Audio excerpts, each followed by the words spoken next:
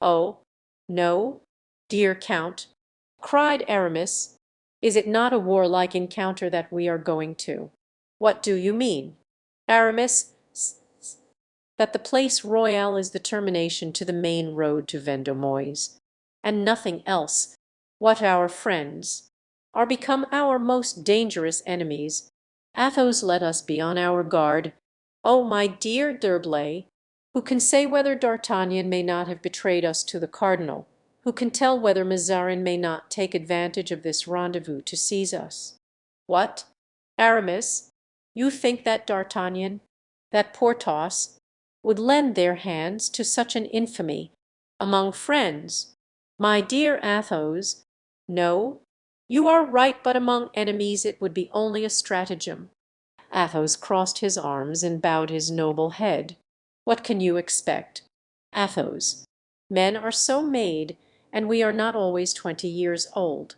We have cruelly wounded, as you know, that personal pride by which D'Artagnan is blindly governed. He has been beaten.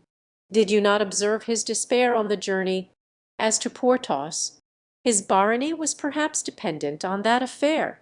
Well, he found us on his road, and will not be barren this time. Perhaps that famous barony will have something to do with our interview this evening. Let us take our precautions. Athos, but suppose they come unarmed, what a disgrace to us!"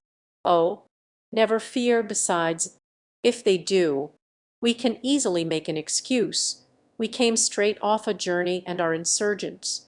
2. An excuse for us to meet D'Artagnan with a false excuse, to have to make a false excuse to Porthos.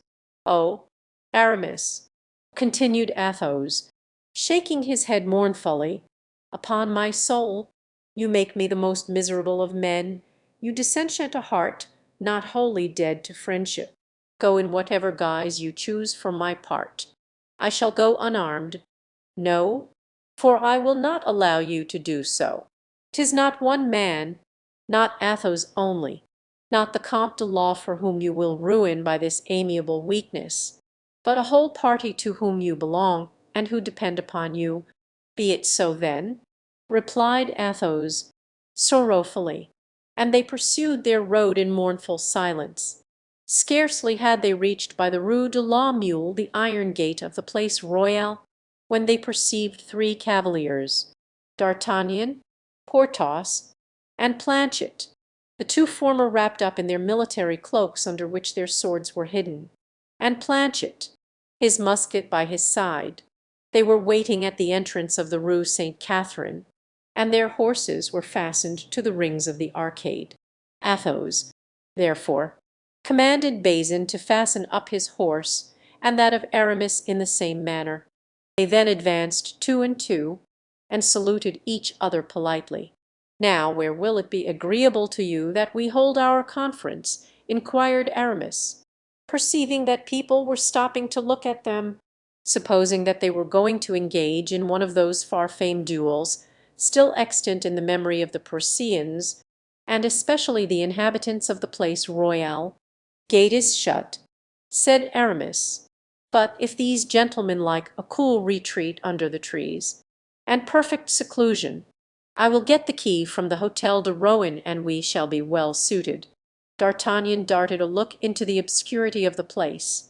Porthos ventured to put his head between the railings, to try if his glance could penetrate the gloom. "If you prefer any other place," said Athos, in his persuasive voice, "choose for yourselves. This place, if Monsieur d'Herblay can procure the key, is the best that we can have," was the answer. Aramis went off at once, begging Athos not to remain alone within reach of D'Artagnan and Porthos, a piece of advice which was received with a contemptuous smile. Aramis returned soon with a man from the Hôtel de Rohan, who was saying to him, "You swear, sir, that it is not so. Stop." And Aramis gave him a Louis d'or. "Ah, you will not swear, my master," said the concierge, shaking his head. "Well, one can never say what may happen at present. We and these gentlemen are excellent friends." "Yes, certainly. added Athos and the other two. D'Artagnan had heard the conversation and had understood it. "You see," he said to Porthos. "What do I see?" "He wouldn't swear." "Swear what?" "That man wanted Aramis to swear that we are not going to the Place Royale to fight, and Aramis wouldn't swear." "No." "Attention." Then Athos did not lose sight of the two speakers. Aramis opened the gate and faced around in order that D'Artagnan and Porthos might enter.